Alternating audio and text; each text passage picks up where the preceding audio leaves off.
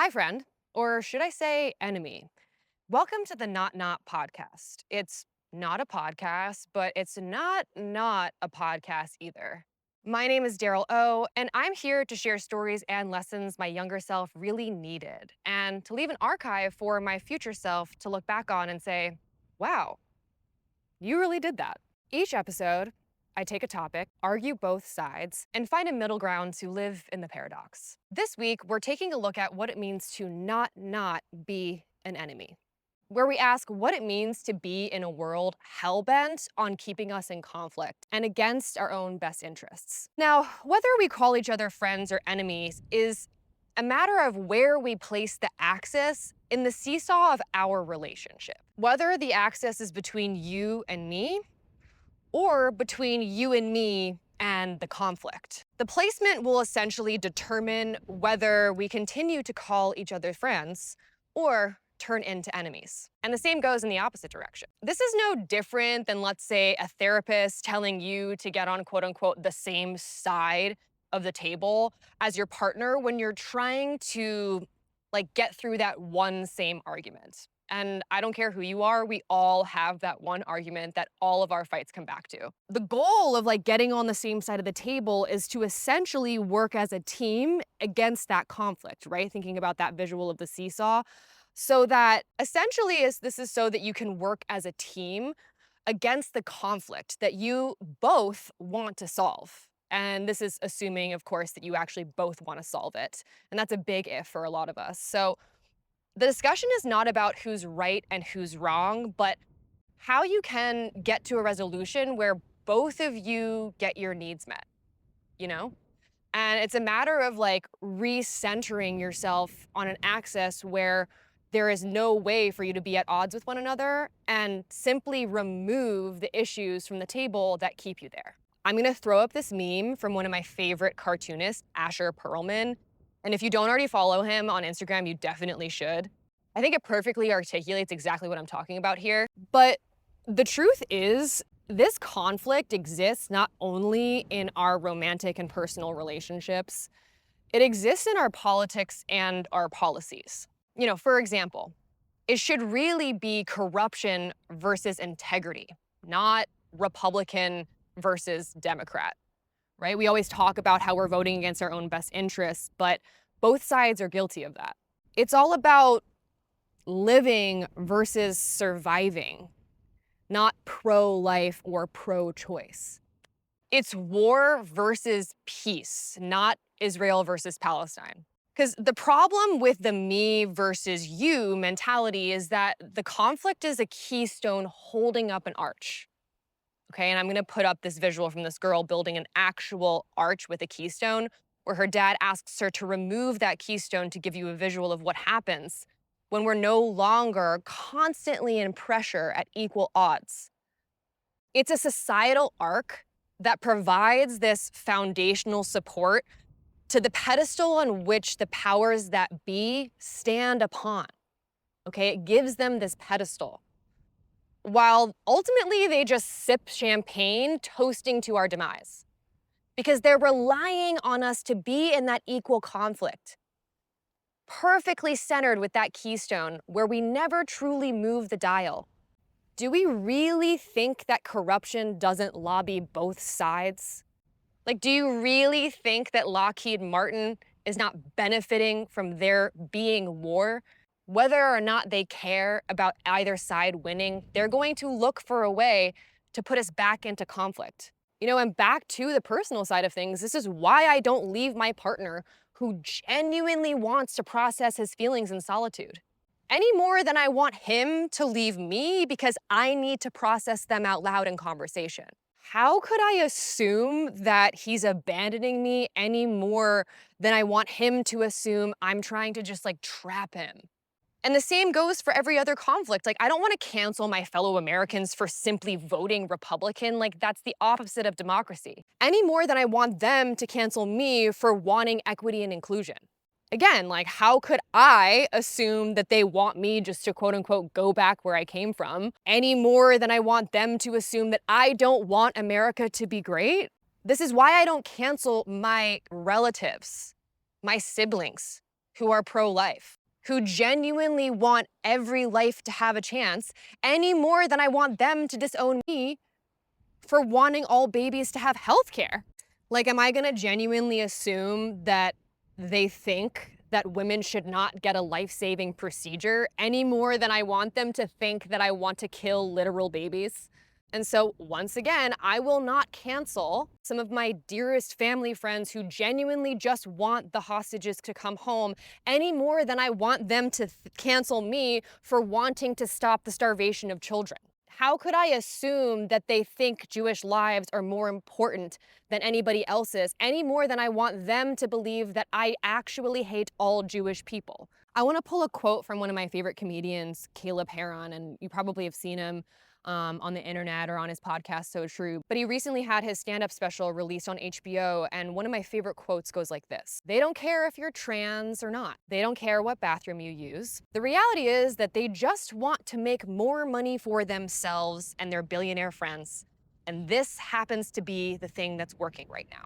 I'll never forget in my 8th grade history class taught by Mr. Davis, where he explained specifically that MLK was assassinated the moment he started to unite poor people across the Black, white, and Native communities against the military-industrial complex. This is why I like to look at architects specifically to conceptualize and create structural changes needed to stop wasting our energy fighting one another to hold up this keystone that ultimately upholds the powers that be.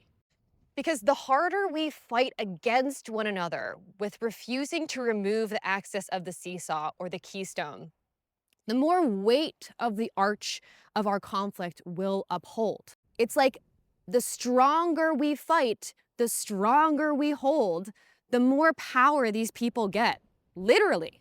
And I know it sounds cheesy, but God damn it if it isn't true. Only together do we have the power to remove the keystone of our systemic oppression, to dismantle the arch so they have nothing left to stand on. I want to quote my favorite architect here, Buckminster Fuller, when he says, "You never change things by fighting the existing reality. To change something, build a new model that makes the existing model obsolete." Because I'm not pro taking space or pro talking it out. I'm anti-breakup.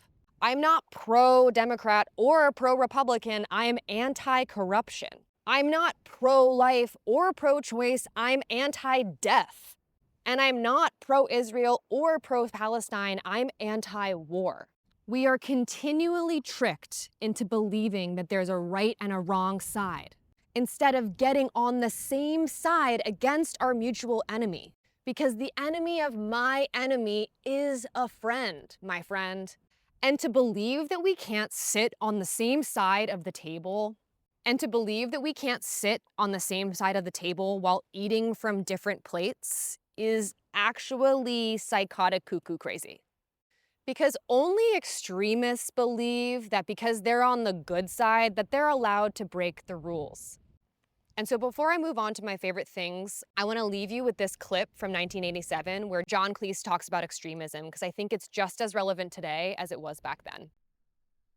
Seriously though, we've heard a lot about extremism recently, a nastier, harsher atmosphere everywhere, more abuse and bother boy behavior, less friendliness and tolerance and respect for opponents. All right, but what we never hear about extremism is its advantages.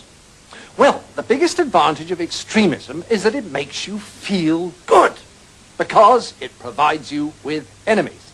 Let me explain. The great thing about having enemies is that you can pretend that all the badness in the whole world is in your enemies, and all the goodness in the whole world is in you.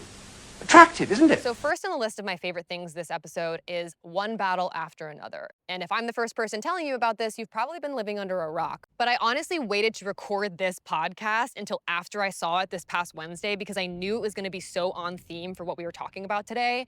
And I beg you to go see it. Tiana Taylor is an absolute icon, even though we've been known that since her episode of My Super Sweet 16 in the early aughts. But I truly loved seeing Leo in this dad figure, and The way that PTA just so seamlessly allows the story to unfold, and if you listen to a couple of the interviews, he really has this sort of like TBD way of writing his script so that he allows the actors to co-collaborate with him as a creator and creators of this story.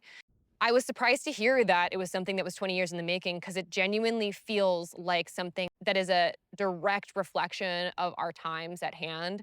Our need for radical rebellion in the face of fascism in the name of patriotism, right? But I'm starting to think that that's exactly what has made America great this whole time, is our rebellion. Okay, number 2 on my favorite things this episode is the Libby Library app. And if you are a lover of libraries like me, you already have your library card. But if not, if you have an address and a driver's license, you can go to your local library and just get a library card. That's the only thing that you need to sign up and download to the app. And then depending on your library, you instantly have access to an infinite number of books. After the movie, me and my partner went to Barnes and Noble. Can you even believe it that that still exists?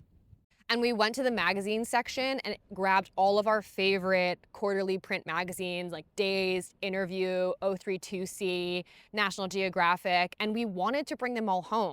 But quickly that racks up to like a $200 bill, and you ultimately just read them and then put them on your shelf. And so the amazing thing is that after you have that IRL experience, you can just put them back on the shelf, head to your Libby app, and have access to all of those magazines in full color. Absolutely fantastic. It's great for mood boarding. I screenshotted like 90% of the summer issue of Days. They have this awesome spread where they have a group of guys with like bright red shaved hair. And you bet your ass the next time I'm on this podcast, my head is gonna be bright red. But yeah, definitely love the Libby app. You should definitely check that out. And last but not least on my favorite things list for this episode is me.